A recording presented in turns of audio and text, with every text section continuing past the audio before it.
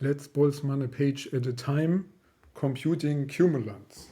In the lattice Boltzmann method, we use different variables, different representation of the same data for doing different things, for example, streaming and collision. And for the streaming, we use usually the distribution, the direct distributions, which we define as f in the microscopic velocity. This is a distribution function defined as the discrete distributions Fij into direct delta xi minus Eijk. So this is a simplified notation for the velocities, where I define this as Eijk. So this is the lattice velocity is equal to the vector Ijk into delta x by delta t. So this distribution is good for streaming, but it's not a good representation for doing the collision. For collision, we use either moments, central moments, or cumulants, and these are obtained from the moment generating function, and the moment generating function is nothing else than the series expansion, or the moment generating function is nothing else than the Laplace transformed distribution function.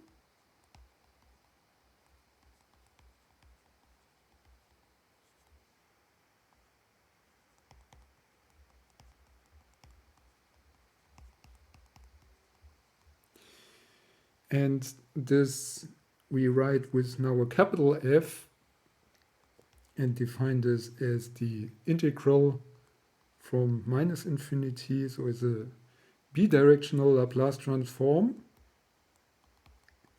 of f in the microscopic velocity e, xi by e by the power of xi times the frequency velocity xi, capital Xi, and this integrated over the microscopic velocity small xi. So again, this definition of the Laplace transform uses a different convention than the usual Laplace transform. So we have a plus in the exponent of this exponential function in the exponent here, whereas the usual definition of the Laplace transform would have a minus here, but this is only a convention. So our velocity frequency vector, this is given here as just xi, upsilon, and zeta. So these are the components of this vector. And now the moments are obtained from the moment generating function, of course. So moments. And this is a series, MABC. And this is taken from the derivative, the A order derivative in xi, the B order derivative in upsilon, and the C order derivative in zeta of f at the position xi equal to 0. And if we plug this transformed distribution function into this definition of the moments, what comes out after taking note that the integral over the direct delta function gives 1, wherever the argument of the delta function is 0 and 0 elsewhere, we get here the sum over ijk of fijk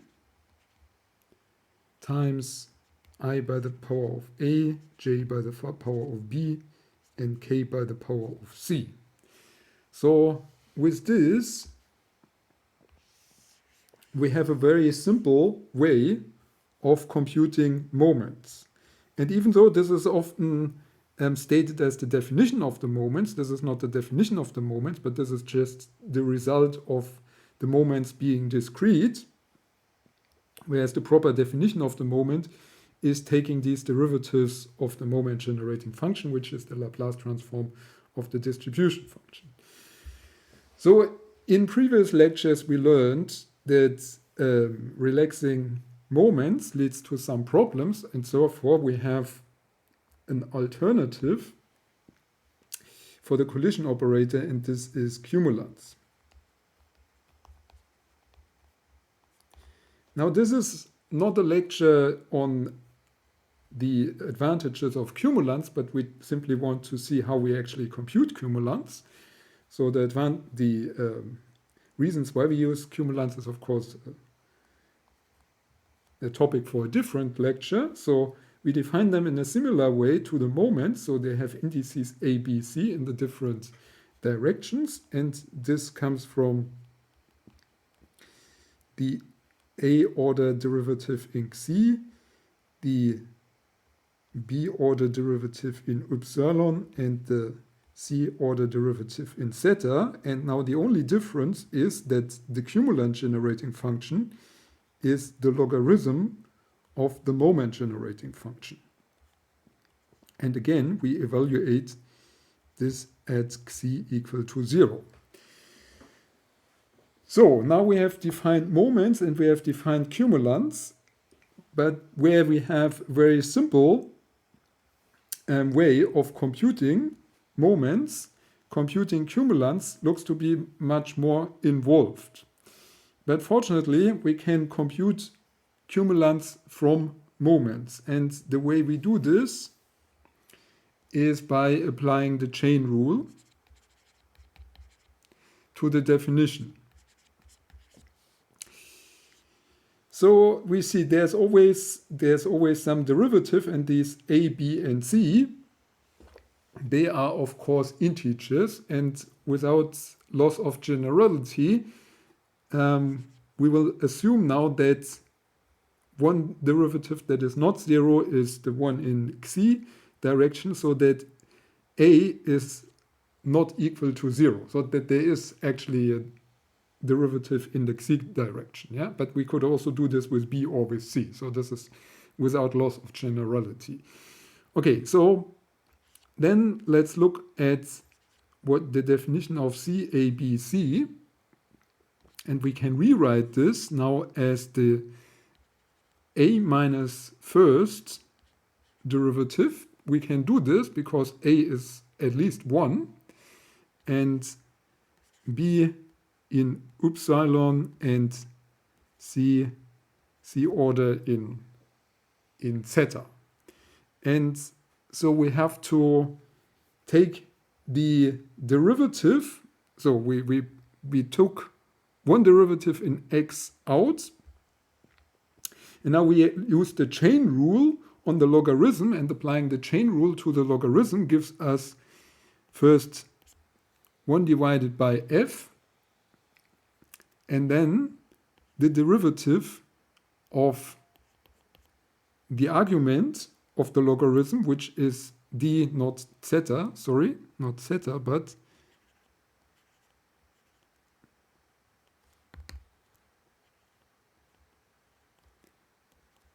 the derivative in xi of f. So all of other derivatives still applied to this one, and this, of course, again is evaluated at xi is equal to 0. And with this, we are able to compute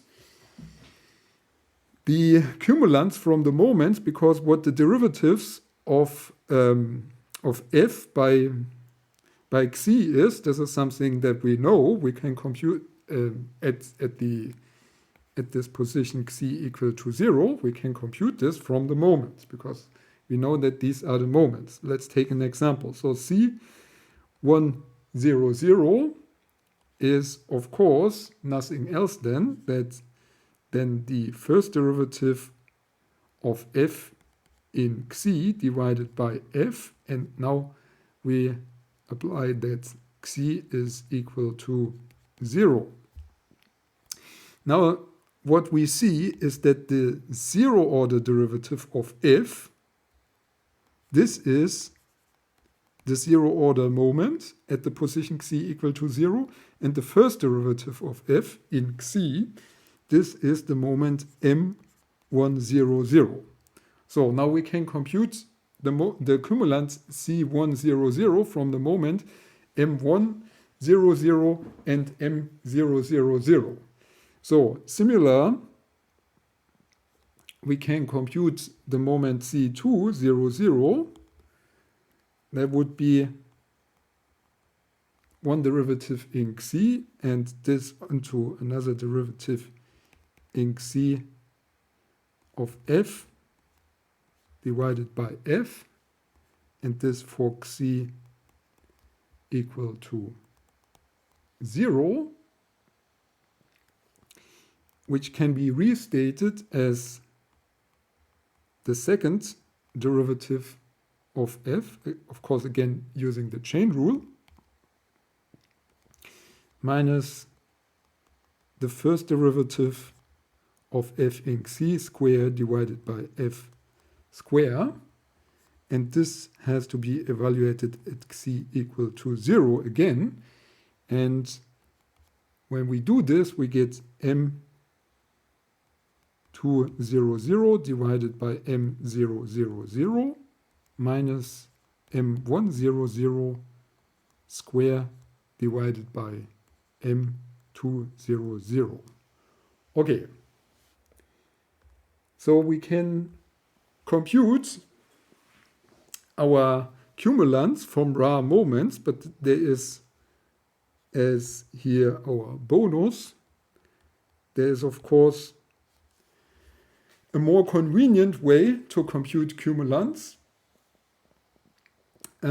because we can compute cumulants not only in the laboratory frame where we have these raw moments, but we can also compute cumulants from moments in the Lagrangian frame.